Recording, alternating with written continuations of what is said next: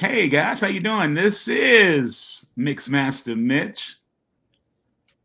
That's our man, baby. And of course, we are cousins with With cancer. Ken. And we have a special guest with us today Yes, we do. for today's broadcast. She's a freelance journalist. She is a ray of sunshine. She has been, a professional broadcaster and journalist for and that's about I'm going to admit to, but it's more than a year. It's more than a year. So she's a vet. But she, of course, has been most notably an anchor and a reporter on WSB TV Channel 2, where she was diagnosed with breast cancer in 2007. And she joins us today, ladies and gentlemen, JaQuitta Williams. Yes. Woo! Welcome. Yes. And the crowd goes The wild. crowd goes wild. So glad to be here with you, fellas. We're glad to have you here, Don. We really, really are. If you would just right off the bat, just kind of walk us through 2007. How did your diagnosis come to your awareness? Well, I thankfully at the time I was in my 30s when I was working at WSB TV, was anchoring, reporting, and specifically, I normally when I take a shower, I use exfoliating gloves. So because of that, you can really feel your body as you're shampooing your body during your bath time, and I felt a lump in my right breast, and I probably thought it was a cyst. It was right around my menstruation. And ladies know that our bodies feel a little bit differently during that time. So I just thought that's what it was, some kind of bloating or what have you. But I knew I was going to go get checked to see what it could be. And when I went, they, did all kinds of tests. And, long story short, I found out I had infiltrating ductal carcinoma. And when I got the information about the breast cancer diagnosis, I was at WSB. I was about to do a live shot. The doctor called and said, you have infiltrating ductal carcinoma. I was like, what is that? He said, you have cancer.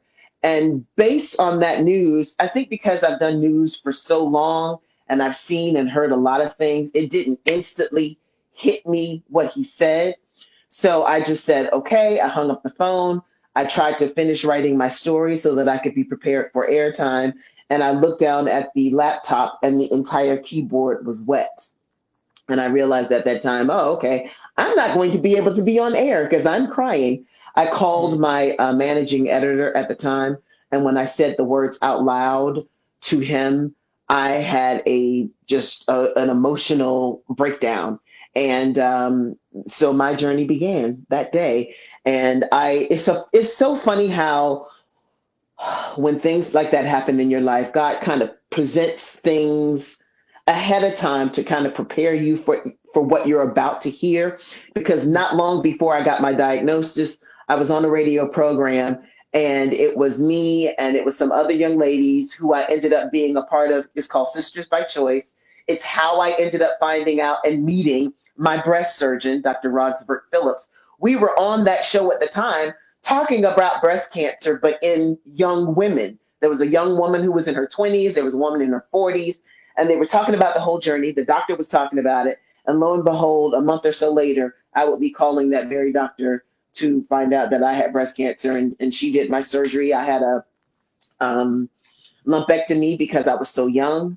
I did the BRCA test, which is a test that women and men, I think, can take to find out if it's in your family lineage on your mother or your father's side.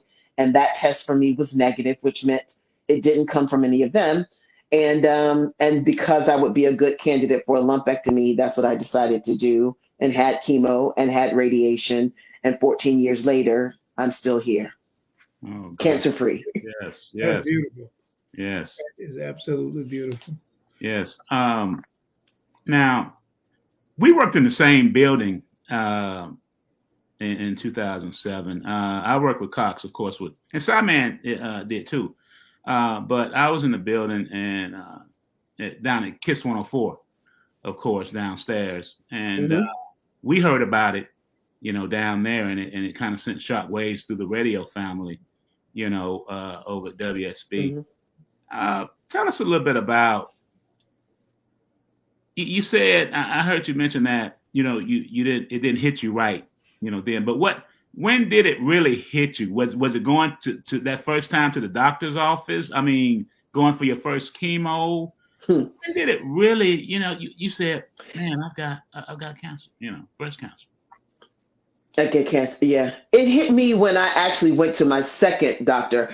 I got a second opinion, which I suggest anybody who is diagnosed with cancer get. It's not like you don't believe in your doctor, but I just feel it's important to gather all of the information and hear anything else that you might want to hear from another doctor. I will also admit that for me, it was important for me to have an African American doctor who understood what all this was about. Because I believe there are some disparities in how African American people of color might be treated during their journey. So for me, when I went to talk to my doctor who ended up doing my surgery, it hit me then the enormity of the kind of cancer I had, because I had the kind of cancer that's called triple negative, which is very prevalent in younger women, African American women, women of color. And that kind of cancer is very aggressive and it is deadly. So when she kept going through all of the information, it just got worse and worse for me. And I had to take the information in stages. Like as she was talking, I would just tell her to pause, because that's a lot to take in when you're hearing it. And sometimes I believe it's good to have a buddy or somebody who you trust alongside you, because some of the information that you're getting, you may not remember. You may not have questions that you need to ask at that time. You may need somebody who's writing notes for you. So then follow-up visit, you can ask those questions. And you also need to be your own kind of researcher. Doctors don't know every single solitary thing. You have to be an advocate for you as well.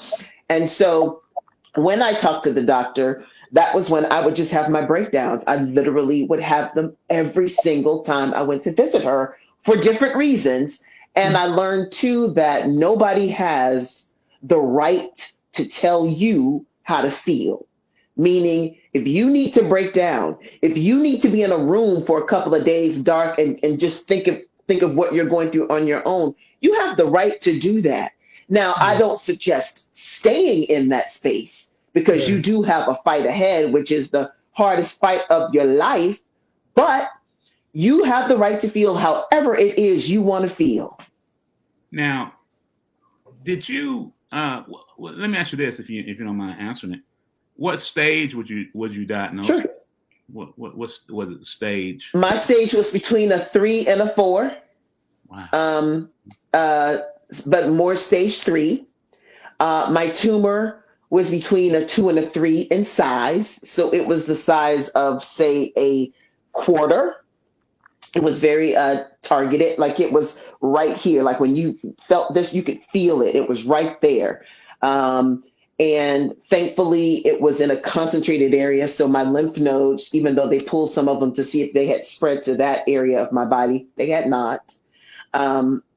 So I knew that they were going to have to take the area out and then a large area around that tissue to make sure they gotten everything out that they needed to get. And then, of course, chemo and radiation. But the funny thing I think about cancer and science, the way that I was treated back then, my course of treatment is quite different now. Now they do chemo first to shrink it, then do the surgery to pull it, and then probably your course of radiation. But mine was quite different. I did surgery, chemo, and radiation.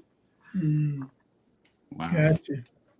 Where'd you get because you've always been one of the bubbliest people I know. Where did you get your fighter spirit? Where'd you get your inspiration to continue to stay in the fight and not just say, well, it's got me? Where did it come from? Well, let me say this. I was willing to fight at all costs because at the time, like I said, I was young. In my opinion, I still had a lot of living to do, and I still felt like there was things on this earth that I was supposed to be doing. But I will also say I had 4 rounds of chemotherapy. And by the third round, I had already lost my hair. I had gained a significant amount of weight because of the steroids, that my course of treatment. I couldn't taste anything. It's funny how a lot of the symptoms that people who have had COVID have, I had via cancer. No taste buds, couldn't taste food, sense of smell, really, really incredibly exhausted. I would go up 2 flights of stairs and I was out. So by that third treatment, bald headed, and I went into my bathroom in my house and I laid out in a T shape, like a cross.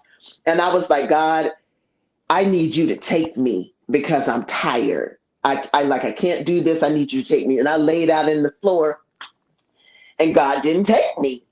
And so I had somewhat of an attitude with God, but I got up, I put me a face full of makeup on, I put my wig on, I pranced around in front of the mirror, I washed it off because I realized in that instant, if God didn't take me then there's obviously something else that I need to do, and I'm going to continue to fight. And fight I did. Now, here's the other thing I will be very clear about. I am very positive, and I try to be very positive to any person that I encounter who's had to go through the journey or who's going through it now. But I am also very realistic too. I'm both. My faith is very strong, but I also listen to the information that the doctors are giving me in regards to my my treatment and what I needed to do, and I followed to the letter what my doctors told me to do. And there were some other things I did, from taking green tea minus the caffeine to turmeric. I got a lot of green vegetables in my body, as much as I could take. I took wheatgrass shots. I did everything that I could take. I took wheatgrass shots. I did everything that I could do, but I also realized, like, if I'm not supposed to be here, then I won't be here.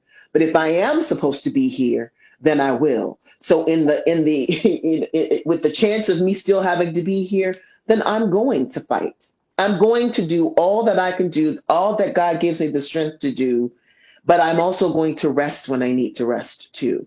I made it very clear, like, people wanted me to come to speaking engagements and such, and in the beginning I did it, but then I realized I was exhausted, and then I stopped. I was like, okay, God, this time is between you and me. You really want my attention, and you have my undivided attention. And I'm grateful because the kind of cancer I had, I met a lot of women who had the same type of tumor, who, when I saw them again, their cancer had returned and they were no longer alive. Mm-hmm. So I knew that it was up to me, as best I could, to fight for myself and for the women who did not make it. Because basically with my cancer, you take the chemo, you don't get any kind of aftercare when it comes to tamoxifen or whatever. It's kind of like, good luck, we're going to pray for you, hope it doesn't come back, and that's it. Wow. So that's what continued the fight. If I wake up, it's something else I'm supposed to do. Yeah, that's that. You know what? And that's funny you think like that, because that's my thinking. If, being diagnosed at stage 4, a lot of people start to write you off. They really do. And, but I said, if he didn't take me in the first 3 or 4 months, he's got a plan. He's got a plan. And we're kind of seeing our plan through right now, because we want to be advocates for other people, not just, what we're talking about now, pancreatic cancer, but, all cancers, be a, shoulder, because our guy always said we can help one person. I mean, we're doing something good. Now, how long did it take you, or when you announced it on TV, when you had a chance, or they announced it on TV, you announced it to the world? Now, we had a unique situation with us, the way we kind of introduced it to the world, because all 3 of us here are in the public eye. And a lot of times the public wants to be the first ones to put your information out here on social media and be the first ones to say, I'm the one said, Siman, Mixmaster Mitch, had, got cancer or sick or whatever the case may be. How long did it take you to tell the world that you had breast cancer? And how'd you deal with it? Yeah, how did you handle that? Because I know they were on you. yeah, being a TV personality, that's big, Yes. man, Yeah. that's huge. So I will admit, at first, I was going to take the route of keeping it private. And of course, because you have doctors and that kind of thing, they have HIPAA laws. Nobody knew it but me and the doctor and somebody who I took along with me for my first and second visits. The reason why I decided to share my information publicly is because shortly after I had been diagnosed, Robin Roberts from Good Morning America announced that she had breast cancer as well. And I thought to myself, wow, if she can announce it to a nation, then surely I can do it to the people here in Atlanta. And I also was acutely aware I'm a woman in my 30s. I am healthy. I exercise. If you looked at the boxes, I checked all of the ones that said I've done everything right. Yet and still, this still happened to me. So I knew that I wasn't the only one. And I also knew it was important for women to check their bodies no matter what age they were. I met a young girl who was 14 years old who had breast cancer. I've met men who've had breast cancer. So if you have breast, if you have pecs, you are susceptible. Cancer is not like, it doesn't care about age, color, race, whatever. So because I knew I could be, an example, and to this day, I have met women, some via social media, some women in person who said, you are the reason why I started checking my breast. You are the reason why I found that I had breast cancer. And we went on our journeys together. And I also realized not just being on television is about spitting news out and this, that, and the other. We're here to help other people in whatever realm you want to do it. Social media, radio, TV, in your community, in your neighborhood.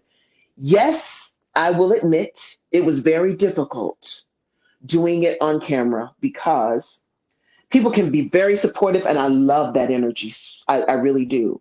But people can say the wrong damn thing, okay? They can just be so incredibly insensitive or disrespectful or just, if you don't know what to say, then say nothing rather than saying, oh, my cousin had the kind of cancer you had. My cousin died. Nobody wants to hear that who's fighting cancer. Right. They don't. So if you don't know or I know how you feel, you don't know how I feel. You have no idea how I feel. Hell, I don't know how I feel sometimes. So don't tell me how I feel. Okay? So again, if you don't know what to say, just say nothing. Or either give them a hug, say I'm praying for you, say something supportive, or just say nothing and walk on. And I realized the more I got into my treatment and the more the steroids was in my body, I was slick with my tongue as I got at the end of it. When people would come and say something, I just kind of made them realize why what you're saying to me is highly inappropriate. And get out of my face while I fight this battle, because I can't fight you and this over here too. Right. That is so true because, man, I find myself now really speaking my mind since I've come down with this disease. And, don't tell me how I feel because you don't know. You ain't been laying on that chemo table and getting them injections and getting that blood on and, going over here and getting these CAT scans, and you don't know. My mom said, okay, well, but you can't tell me how I should feel. And you're right. You want a lot of fire. Try to tell me, you telling me how I feel. Yeah. I know how you feel. No, you didn't lose 200 pounds, in 2 months. You didn't go without eating for 2 months. No, you don't have any idea. There it is. Yeah, you don't have any idea. We're about to wrap up for today, but you've given your message the entire conversation, but I want you to just kind of sum it up, if you would, again, as to what you would tell anybody even thinking that, is this a lump? What is this? What should I do? How should I proceed? Should I take my time and go to the doctor at some point? What should I do? Well, hell no, don't take your time. Don't take your time, because here's the thing. The difference between you taking your time, or if I had taken my time or done nothing about it, the course of treatment for me would have been quite different, or I might not be here. So I think Black and brown people specifically, we have to be in charge of our bodies, knowing what they feel like. Women, you need to know what your breasts feel like. Are they porous? Like, what do your breasts feel like on just touching yourself? Know your body. Here's the other thing. Doesn't matter what age you are. If you feel like you feel a lump, sometimes it's absolutely nothing. Sometimes it's a cyst. Sometimes it's a calcification. But the bottom line is you need to know what it is rather than thinking it's going to go away. It's not going to go away, because if it is something that could kill you, it is much more easier to treat it in the early stages of it than when you have just waited and did nothing, hoping it's going to go away. And it can be something completely different. So know your body, know yourself, go get checked, and then hopefully it won't be anything. And if it is something, you have enough of what it takes to fight it. And you also need to have a village, a team, people around you. And here's the thing, family included. If there is a family member that is not speaking the kind of language that you need to hear, that family member needs to not be a part of your team at this period of time. You have the right to have your circle be very encased, and because you are fighting for your life. The other thing that I think I've realized when it comes to cancer or anything, that's why I have this shirt on called Warrior. All of us in this life are fighting some kind of battle. It may not be COVID. It may not be cancer. It's something. You are going to fight something if you are living. So with that, you need to realize that you need people around you who love you. You need to have a strong sense of self and mind, and you need to block out any negativity that can seep in, because stress and that kind of thing is a cancer in and of itself too. So I wear this warrior t-shirt because there are days when I may not feel as strong. So if I looked out at my chest and I'm reminded, you can do this battle, you can do it, because all of us are either coming out of one, going into one, or in the middle of one.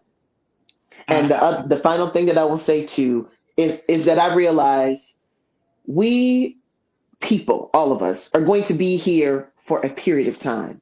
None of us will have the capacity to live forever. So in the time that you have, you better make your time intentional. Don't waste time with foolish things that you cannot control. Be intentional with your living and get on about your living until God calls you home. Now, before we get out here, any information you want to give out? Can somebody get it? Do you have a foundation, or do you have a web page where people can get in touch with you? JaQuitta. Yeah. I really do a lot of my activism through my social media platforms, whether it be JaQuitta Williams on Facebook or JaQuitta W via Instagram. I'm actively involved in Sisters by Choice. It's a organization for young women, or women to their 20s up into older, but it's called Sisters by Choice by Dr. Roxburgh Phillips, my breast surgeon. She also has a mobile mammogram unit that women who, if you don't have health care or what have you, you can get a free mammogram and find out your status. So you don't have to feel like, because I don't have the money or what have you, then that's the reason why I'm not going to go. You can go, and it's free. And I, of course I have the Warrior brand. So if people, want to wear Warrior during this month or any other time, you can just hit me up on my social media platforms. Okay. Save me an extra large over there. I got you. I got both of y'all. I like that shirt. I got another one that has the white lettering. So I'm going to send both of you white lettering Warriors. Yeah. I got you. Well, listen, thank you for your time today, and we appreciate you. And thank you for having me. What wonderful information. Now, we are cousins with cancer, Mixmaster Mitch and Siman, baby. You can reach us at cousinswithcancer@gmail.com, and we're also cousinswithcancer.com, and this will be aired on our Facebook page, and we'll definitely get it. We're definitely getting the word out now. Before we go, next month is next month is pancreatic cancer month, the month of November. So we will definitely be really putting our foot into pressing the gas in our podcasting for next month, especially. But we'll just get started with this, and this is something that we came up with and we thought that would be good for somebody. And to have guests like you, that makes me know it's well worth it. So, Siman, take us out of here, man. Oh man, you just did it. You and JaQuitta just did it. So thank you until Tuesday and Thursday at 12 noon. Yes. We are cousins with cancer, and we thank you for your time. JaQuitta, thank you so much. Salute, and God bless. You're welcome. God bless you.